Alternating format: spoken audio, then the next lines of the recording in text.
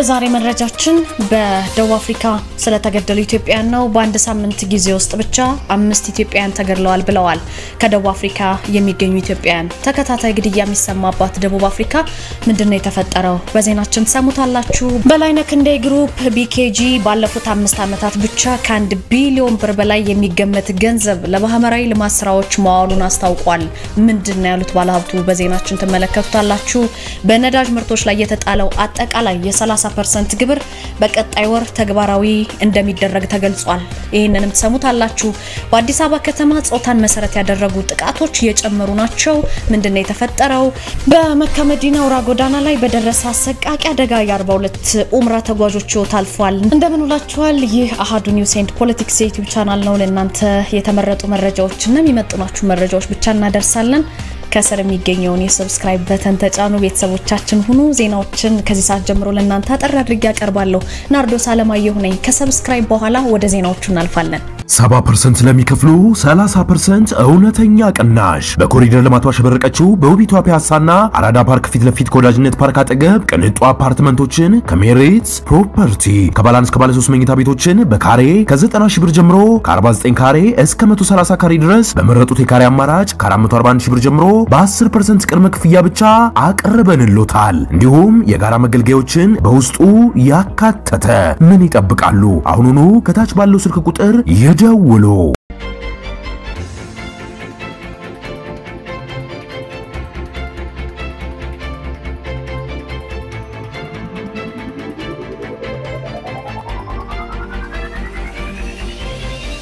ወደ መጀመሪያው መረጃ ሳልፍ ቀደም ሲል በርዕሱ ለነገራችሁ እንደሞከርኩት በሳምንት ጊዜ ውስጥ ብቻ 5 ኢትዮጵያውያን ተገድለዋል በደቡብ አፍሪካ። ከሰሞኑ እየተሰሙ የሚገኙ በማህበራዊ ሚዲያ ላይ በተለይ ከግድያ ጋር በተገናኘ በደቡብ አፍሪካ የሚገኙ ወጣቶች ሞት ነው። 2 ጓደኛሞችን ጨምሮ 5 ኢትዮጵያውያን በደቡብ አፍሪካ የተለያዩ ከተሞች በተሰነዘረባቸው ጥቃት ህይወታቸው ማለፉን በዚሁ ደቡብ አፍሪካ አካባቢ የሚኖሩ ኢትዮጵያውያን ተናግረዋል። ነዋሪዎቹ ምንድነው ያሉት? በተለያዩ ጊዜያት እንግዲህ ኢትዮጵያውያንን ያነጣጠረ በኢትዮጵያውያን ላይ ያተኮረ ጥቃት በታጠቁ ሰዎች ተደጋጋሚ እንደሚፈጸም ተናግረዋል። እኛም ከዚህ በፊት በዜናችን ዘግበነው ነበር። በደቡብ አፍሪካ በቅርቡ 2 እህትማማቾች ሞተው መገኘታቸውን ለእናንተ ለውድ ቤተሰቦቻችን አድርሰን ነበር። አንድ ክፍል ውስጥ ነበር ሞተው የተገኙትና እንደዚህ አይነት ተደጋጋሚ ጥቃት እንደሚፈጸም ተናግረዋል። ይሄ በርካታ ኢትዮጵያውያን ህይወት እየቀጠፈ መሆኑና በአካባቢው ላይ ደግሞ ስጋት መፍጠሩን በዛ አካባቢ የሚኖሩ ኢትዮጵያውያን ስጋት እየፈጠረባቸው እንደሆነም እየተነገረ ነው። ለደህንነታቸው ሲሉ ግን ማንነታቸው በውል እንዲገለጽ ያልፈለጉ በደቡብ አፍሪካ የሚኖሩ ኢትዮጵያውያን ከ2 ቀናት በፊት በደቡብ አፍሪካ ደርባን የምትባል ከተማ ላይ 2 ጓደኛማቾች ኢትዮጵያውያን ናቸው ማንነታቸው በማይታወቁ ታጣቂዎች ተገድለዋል ማለት ነው። በተመሳሳይ መልኩ እንደዚሁ የጆሃንስበርግ ከተማ ነዋሪ የሆነ የ3 ልጆች አባት ከስራ ወደ ቤቱ በሚመለስ ጊዜ እንደዚሁ በታጠቁ ሰዎች በብዙ ጥይቶች ተደብድቦ መገደሉን አስረድተዋል ማለት ነው። በሌላ መልኩ እንደዚሁ አንድን ወጣት እና ሌላ ታዳጊ ደግሞ በዚሁ በጆሃንስበርግ አቅራቢያ በስራ ቦታ ላይ ሱቅ ውስጥ እያሉ ነው በጠራራ ፀሐይ በታጠቁ ሰዎች በጥይት ተደብድበው ተገድለዋል እያሉ እየገለጹ የሚገኙት። በዚቹ በሀገሪቱ እንግዲህ በኢትዮጵያ ላይ ተደጋጋሚ ጥቃት የሚፈጸም ቢሆንም በፈረንጆቹ አዲስ ዓመት ዋዜማ ጎልቶ እየተስተዋለ ነው ተብሏል። እንግዲህ በጉዳዩ ዙሪያ እየተጠየቁ በደቡብ አፍሪካ የሚገኙ ኢትዮጵያ ማህበረሰብ አመራሮች አንድ ስማቸው እንዲገለጽ የማይፈልጉ ሰው እንዲሁ በኢትዮጵያ ላይ የሚፈጸመው ጥቃት የበርካቶችን ህይወት እየቀጠፈ ነው የዋዛ መስሎ ቢታይም ማለት ነውና ከዚህ በኋላ ግን በሟቾች ቁጥር ጉዳይ ግን መረጃ ከመስጠት ተቆጥበዋል እሳቸው። ነገር ግን በደቡብ አፍሪካ በየጊዜው በተራራቀ ጊዜ እየተፈጸመ የሚገኘው ጥቃት በዛ አካባቢ ህይወታቸውን ለመቀየር ሄዱ ኢትዮጵያውያንን ስጋት ውስጥ እንደከተተ ይነገራል። በዚህ ምክንያት በዚህ ሳምንት ብቻ 5 ሰዎች በደቡብ አፍሪካ ሊገደሉ ችለዋል። የቢኬጂ ባለቤትና የቦርድ ሰብሳቢ የሆኑት አቶ በላይነህ ክንዴ ባለሀብቱ ድርጅታቸው ለትምህርት ዘርፍ ልዩ ትኩረት በመስጠት በኢትዮጵያ የተለያዩ አካባቢዎች ላይ በርካታ የትምህርት ተቋማትን ገንብተው ለአገልግሎት አብቅተዋል። እንደምታውቁት ብዙ ትምህርት ቤቶችን ገንብተዋል። የተከናወኑ ተግባራትን አቶ በላይነህ ክንዴ ያብራራሉ። ድርጅቱ እንግዲህ ከተቋማት ግንባታ እስከ ተማሪዎች ድጋፍ ድረስ ሰፊ ስራዎችን አከናውኗል። በዚህ መሰረትም በርካታ ያከናወኗቸውን ስራዎችም ጠቅሰው ነበር። የትምህርት ተቋማት ግንባታ አለ። ለምሳሌ በሐይቅ ከተማ የመጀመሪያ ደረጃ ትምህርት ቤት ተገንብቶ ተጠናቋል። በጎጃም አካባቢ እንደዚሁ በሰከላ በቡሬ በማንኩሳና በገላን ከተሞች ከመጀመሪያ ደረጃ እስከ ቴክኒክና ሙያ ትምህርት የሚሰጡ ተቋማት ተገንብተዋል። በዋግኽምራና በፍኖተ ሰላም አካባቢም ዘመናዊ ቤተ መጻሕፍት ወይም በደንብ የሚያምር ላይብረሪና የአይቲ ማዕከላትም ተገንብተው ስራ ጀምረዋል ብለዋል። ይሄም ለትምህርቱ ዘርፍ የሚሰጡን ትኩረት ያሳየ ነው የተባለው። የገንዘብ ድጋፍና ተሳትፎንም በአዊ ዞን በጉራጌ ዞኖች ለሚገነቡ ትምህርት ቤቶች ጭምር ድጋፍ ያደርጋሉ። በደብረ ማርቆስ ከተማ ለሚገኘው የአዲስ አለማየሁ አዳሪ ትምህርት ቤት ብዙዎች የተማሩበት ትምህርት ቤት ነው። ለዚህ ትምህርት ቤት ከፍተኛ የገንዘብ ድጋፍ አድርገዋል። የተማሪዎችን ድጋፍ አለ። ከፍተኛ ውጤት በማምጣት ወደ ዩኒቨርሲቲ በአዲስ ለሚገቡ ተማሪዎችም የኪስ ገንዘብ የሚንቀሳቀሱበትን ገንዘብ በመስጠትም እንዲመረቁ ድጋፍ እያደረገ ይገኛል ድርጅቱ ብለዋል። ከኮሌጅ የተመረቁ ወጣቶችን በድርጅቱ ፋብሪካዎች ውስጥ በመቀበል ስልጠና በመስጠትም ለስራ ዝግጁ እንዲሆኑ ይደረጋል ተብሏል። አቶ በላይነህ እንዲያክለው ምንድነው ያሉት ቢኬጂ በቀጣይም በትምህርት ዘርፍ በተለይ ትምህርት ላይ ሰፋፊ ስራዎችን በመስራት እቅድ እንዳላቸው ገልጸዋል። በዚህ መሰረት ቀደም ሲል የጠቀስኩላችሁ በሙሉ ከትምህርት ጋር የተገናኙ ስራዎች ናቸውና የበላይነህ እንዴ የድርጅቶች ወይም ግሩፕ በትምህርቱ ዘርፍ የሚያበረክተውን አጠናክሮ እንደሚቀጥል ነው ያሳወቀው። ወደ ነዳጅ ምርቶች አለፍኩኝ።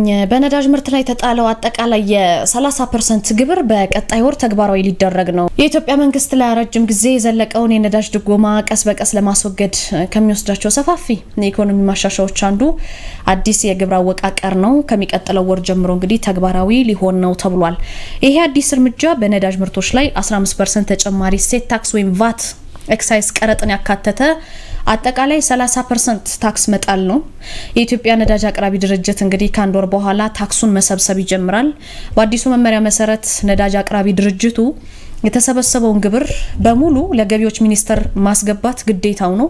መንግስት በዚህ እስከ ታህሳስ 2018 ድረስ ለቤንዚንና ናፍጣ መሸጫ ዋጋዎች ሁሉንም ህጋዊ የግብር መጠን ጨምሮ ሙሉ ወጪን የመሸፈን ግብ ላይ ለመድረስ አቅጃለሁ ብሏል። የገንዘብ ሚኒስቴርም ከአዲሱ በጀት ዓመት ጀምሮ በነዳጅ ምርቶች ላይ በተለይ አጠቃላይ 30% ግብር ሙሉ በሙሉ ተግባራዊ ሊያደርግ ማቀዱን ከዚህ በፊት መዘገቡ የሚታወስ ነው። ስለዚህ መስከረም 2018 አጋማሽ ላይ ባቀረቡት አጠቃላይ የዜጎች በጀት ውስጥ በተያዘው በጀት ዓመት ተግባራዊ የሚደረጉ የግብር አይነቶች በዝርዝር አስቀምጠው ነበር። ስለዚህ ይህ የነዳጅ ጉዳይ በቀጣይ ወር ወይም ቀጣይ ታህሳስ ወር ነውና ከዛ ጀምሮ ተግባራዊ ሊደረግ እንደሆነ ነው የተሰማው። በአዲስ አበባ ከተማ ውስጥ ጾታን መሰረት ያደረጉ ጥቃቶች እየጨመሩ ናቸው ተብሏል። በ2018 በያዝነው አዲሱ ዓመት ሩብ ዓመት ነው ያለነው። ከ400 በላይ ጾታዊ ጥቃት የደረሰባቸው ሴቶች ህፃናቶች በተለያዩ መንገዶች ድጋፍ እንደተደረገላቸው የሴቶች ዘርፍ ኃላፊ ወይዘሮ ዝናሽ ከተማ ተናግረዋል። ረቡዕ ህዳር 3 2018 ጥቃትን የማይታገስ ትውልድ ለሀገር ግንባታ በሚል የጸረ ጾታዊ ጥቃት ዘመቻ ማስጀመሪያ ቀን አስመልክቶ ጋዜጣዊ መግለጫ ሰጥቶ ነበርና ጥቃቶች ጨምረዋል። በአዲስ አበባ ከተማ ጥቃቱን ለመቀነስ በተለያዩ አደረጃጀቶች የግንዛቤ ማስጨበጫ ስልጠናዎች የተሰጡ ናቸው። ጾታዊ ጥቃት እንግዲህ ከሚያደርሰው ችግር በተጨማሪ ጥቃትን የሚያጋልጡ አካላት ቁጥር መጨመሩንም አስታውሰዋል። ከ400 በላይ ሴቶች የመደፈር የመደብደብ እንዲሁም ደግሞ ጥቃታዊ የወሲባዊ ጥቃት ሙከራ የተደረገባቸው ወደ ማዕከል መተው ማስፈላጊውን አገልግሎት ማግኘታቸውን አክለዋል። ጾታዊ ጥቃት የደረሰባቸው ቁጥር የጨመረው ጾታዊ ጥቃት ፈጻሚዎችን የሚያጋልጡ ሰዎች ቁጥር በመጨመሩ መሆኑን ገልጸዋል ማለት ነው። ወንጀሎች ሲፈጸሙ ዝም ብሎ አለመመልከት ማለት ነውና ጾታዊ ጥቃት አይነቱ እየተቀየረ ዲጂታላይዝ ጭምር እየሆነ መምጣቱን ተናግረዋል። ይሄን የተናገሩት በሴቶችና ማህበራዊ ጉዳይ ቢሮ የስራተ ጾታ ዳይሬክተር ወይዘሮ በረከት በቀለ ናቸው። የሰዎችን ምስል በመውሰድ በሰው ሰራሽ አስተውሎት በማቀናበር በማህበራዊ ሚዲያ በማጋራት የማስፈራራት የጥላቻ ንግግሮች፣ ዛቻ፣ ማንቋሸሽ፣ የራቁት ፎቶን በመጠቀም ሴቶችና ህፃናት ላይ የሚፈጸሙ ጥቃቶች ጨምረዋል ማለት ነው። በተለይ ማህበራዊ ሚዲያ ላይ ብዙ ጊዜ ተመልክታችሁ ከሆነ መደራደሪያ ሁሉም ያደርጉ ሰዎች አሉ። የራቁት ፎቶ የሚይዙ ዛቻ ማስፈራሪያ የገንዘብ መሰብሰቢያ ሁሉ የሚያደርጉ አሉና ይሄ ራሱ አንድ ጥቃት ነው ድርጊቱ እንግዲህ ትውልድ እንዲበላሽ የሚያደርግ የሰውን ክብር የሚነካ ሰዎችን ለድብርት ለጭንቀት ከማጋለጥ አልፎ ደግሞ ራስን እስከ ማጥፋት የሚያደርስ ነው ሁሉም አካላት ደግሞ ትኩረት ሊሰጣው እንደሚገባ ነው የተነገረው ተመልካቾቻችን በተለይ በዚህ ጉዳይ ላይ በርካታ ሰዎች ራሳቸው እንዳጠፉ ይነገራል ዛቻና ማስፈራሪያ ሲደርስባቸው በተለያዩ አጋጣሚዎች ሶሻል ሚዲያ ወይም ዲጂታልን በመጠቀም የራቁት ፎቶን እንለቃለን በሚል ማስፈራሪያ ሲደርስባቸው ቀድሞ ራሳቸውን ያጠፉማሉ ጥቃቶቹ እንግዲህ ያስከተሉት ያሉትን ማህበራዊ ችግሮች የተናገሩት ዳይሬክተሯ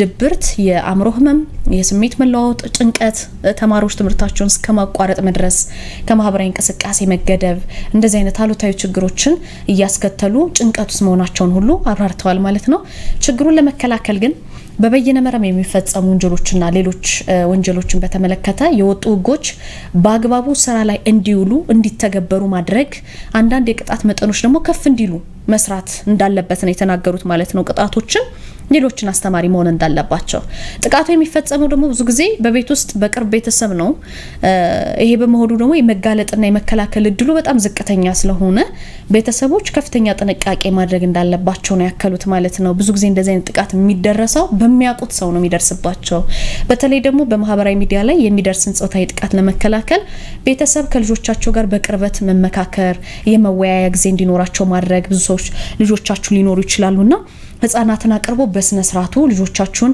ማቅረብ የራሱ የሆነ የመወያያ ጊዜ እንዲኖራቸው ማድረግ ልጆች ማህበራዊ ሚዲያ እንዴት ደግሞ መጠቀም እንዳለባቸው ማስተማር ያስፈልጋል ብለዋል ማለት ነው ዳይሬክተሯ በጉዳዩ ላይ የወጡ የተለያዩ የህግ ማቀፎች አሉ ተግባራዊ እንዲሆኑ ማድረግና በየትኛው መንገድ ደግሞ የሚፈጸሙ ጾታዊ ጥቃቶችን ከመከላከል ጀምሮ ጥፋተኞችን ወንጀል ፈጻሚዎችን ለፍርድ እስከ ማቅረብ ድረስ ሁሉም ኃላፊነቱን ሊወጣ እንደሚገባም ተናግረዋል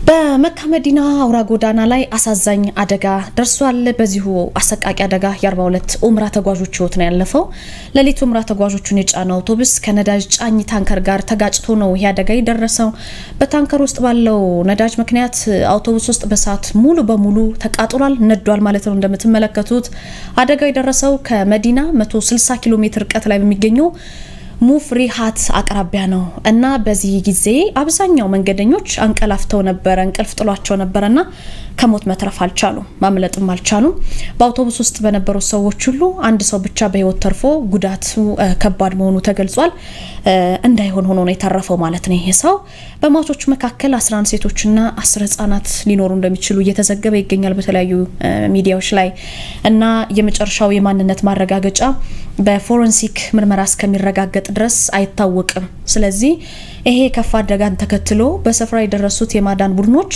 ባዩት አስደንጋጭ ሁኔታ መኪናው ስነነደደ ያዩት ነገር ልባቸው እንደተሰበረ በርካታ የሰው አካልም ተቃጥሎ ስለነበረ ሀዘናቸው ከፍ እንዳለ ገልጸዋል የሳውዲ ሲቪል ዲፌንስ እና የቀይ ጨረቃ ባለስልጣናት የሬሳ ማንሳት ስራውን አከናውነው መንገዱ ለብዙ ሰዓታት ተዘግቶ ነበር ምንም አይነት እንቅስቃሴ አልነበረም በዚህ ምክንያት በርከት ያሉ ሰዎች በዚሁ አደጋ በተከሰተው በዚሁ በመተመለከቱት ምስል ሞተዋል ማለት ነው በዚህ አጋጣሚም በዚህ አደጋ የተሰማቸውን ሀዘን በርካቶች እየገለጹ ናቸው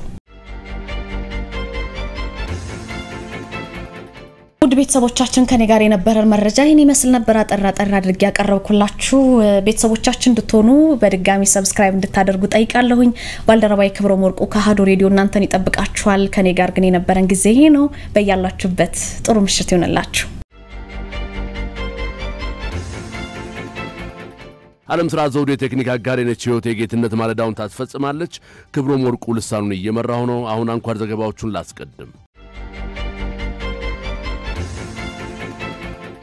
የኢትዮጵያ ሀገራዊ ምክክር ኮሚሽን የትግራይ ክልል ነዋሪዎችን አጀንዳ ባቀድኩት ጊዜ አለመሰብሰቤ ዋናውን ጉባኤ ሊያዘገይብኝ ይችላል ሲል ስጋቱን ገለጸ ኮሚሽኑ በትግራይ ክልል ነዋሪዎችና ፖለቲከኞች የሚነሱ ፖለቲካዊ ይዘት ያላቸው ጥያቄዎች ምላሽ ባለማግኘታቸው የአጀንዳ ማሰባሰብ ስራውን ማከናወን እንዳልቻለ አስታውቋል ኮሚሽኑ የክልሉ ነዋሪዎች አጀንዳ በአካል ተገኝቶ ለማሰባሰብ ያደረገው ጥረት አለመሳካቱ በሀገር አቀፍ ደረጃ የሚካሄደውን ዋናውን ጉባኤ ያዘገይብኛል ሲል ስጋቱን ገልጿል። ኮሚሽነር መላኩ ወልደ ማርያም የምክክር ሂደቱ ሁሉን አካታች መሆን እንደሚገባው በአዋጁ ላይ በግልጽ በተደነገገው መሰረት የትኛውም አካል መሳተፉ ወሳኝ ቢሆንም በሚነሱ ፖለቲካዊ ይዘት ያላቸው ጥያቄዎች ምክንያት የትግራይ ክልልን ነዋሪ በምክክር ሂደቱ ማሳተፍ አዳጋች ሆኗል ብለዋል። ኮሚሽኑ ለሀገራዊ ምክክር ሂደቱ ግብአት የሚሆኑ የአጀንዳ ማሰባሰብ ስራዎችን በትግራይ ክልል ለመስራት ከፕሪቶሪያው የሰላም ስምምነት ጀምሮ በመቀለም ሆነ በአዲስ አበባ ከሚመለከታቸው አካላት ጋር የተለያዩ ውይይቶችን በማካሄድ ከፍተኛ ጥረት ሲያደርግ መቆየቱንም ኮሚሽነር መላኩ አስታውሰዋል።